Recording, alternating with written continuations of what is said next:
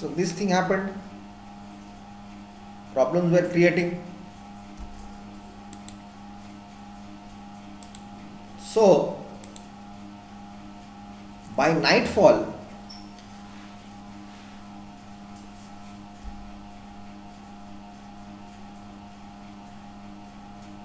when the mutiny revolted back, Duma kept quiet. The Zara said, "We cannot do anything, so we'll stay quiet."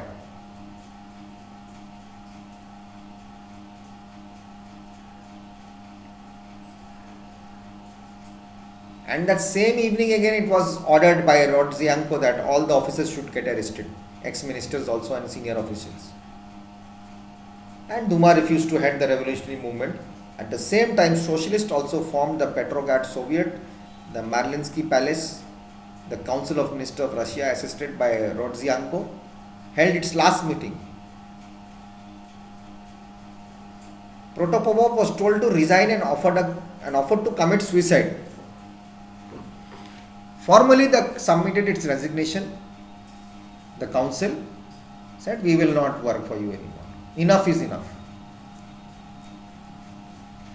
By night, General Khabalov and his forces faced a capital controlled by revolutionaries.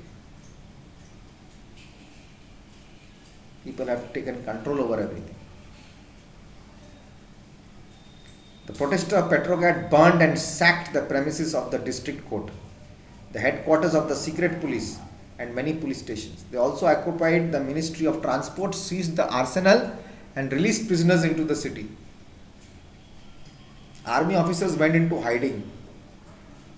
Many took refuge into the buildings, administration buildings, but moved that night to the Winter Palace, where the Russian Tsar, Russian emperors used to stay.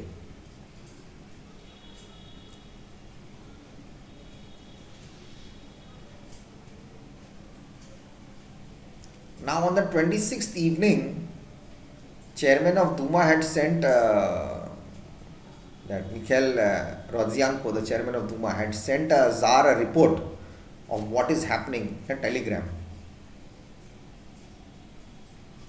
The situation is serious. The capital is in a state of anarchy. The government is paralyzed. Transport service and supply of food and fuel have become completely disrupted. General discontent growing. There must be no delay. Any procrastination is tantamount to death. His first telegram to the Tsar.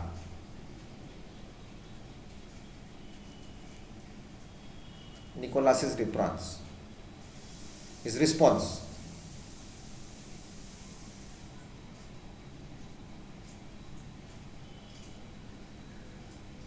Now what his wife said was, must have told him that it's an extra overreaction they are doing.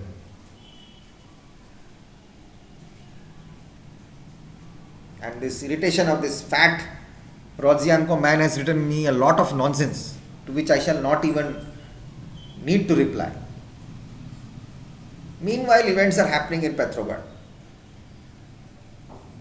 The bulk of the garrison mutinied, starting with the Volsky Lifeguards Regiment. Soldiers of this regiment brought the Litvosky, Preobrazhansky and Moskovsky regiments out on the street to join rebellion. Mutiny. Forces were reacting. They were becoming rebels,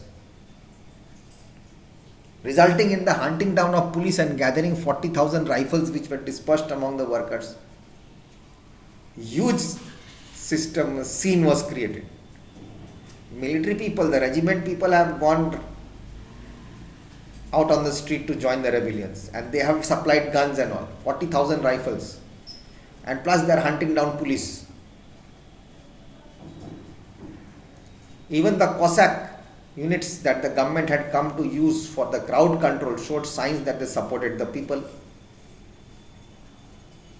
Although few actively joined the rioting, many officers were either shot or went into hiding. The ability of the garrison to hold back the protests was all but nullified. When the capital collapsed,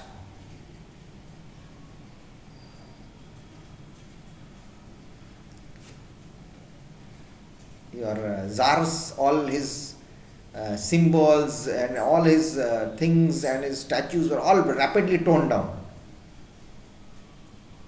And the government authority capital totally collapsed. Not helped by the fact that Nicholas had earlier that day suspended a session in the Duma. They wanted to discuss issues further, but he said, no legal authority anymore, I am the boss. Attempts were made by the higher ranking military leaders to persuade the Tsar to resign the power to Duma in an effort to collapse war efforts and establish far left power.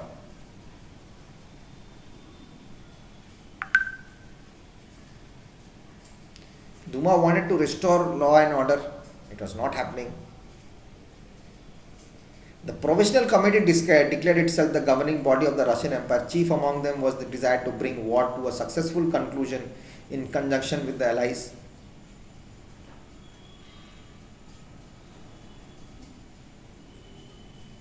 Meanwhile, the socialist parties re-established the Petrograd Soviet, first created during the 1905 revolution to represent workers and soldiers.